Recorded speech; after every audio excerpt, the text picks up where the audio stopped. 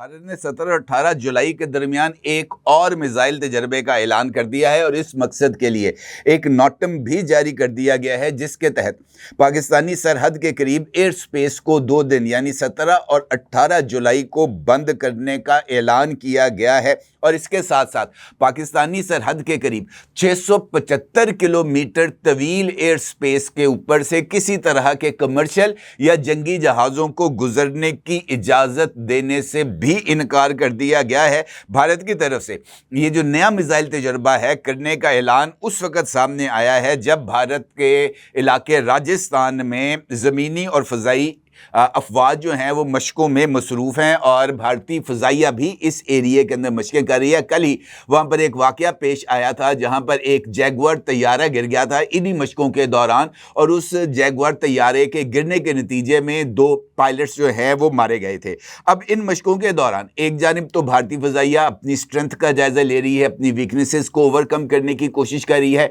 ज़मीनी अफवाज मुस्तकबिल के मंजरनामे को या मुस्तकबिल में किसी तरह की ज़मीनी लड़ाई के लिए अपने आप को तैयार कर रहे हैं। इसी तरीके से पाकिस्तान भी इस सूरत हाल से गाफिल नहीं है और भारतीय मशकों के जो है ना एरिया के बिल्कुल मुत्तसिल पाकिस्तानी एरिया में भी पाकिस्तानी एयरफोर्स ना सिर्फ मुकम्मल तौर पर मुस्तैद है बल्कि उन्होंने भी अपनी मशकें वहां पर शुरू कर रखी हैं और गुज़िश्ता 2 दिन से पाक फ़ज़ाइया के लड़ाका तैयारे इन एरियाज़ के ऊपर ना सिर्फ गश्त कर रहे हैं बल्कि इस दौरान फ़ज़ा में रीफ्यूलिंग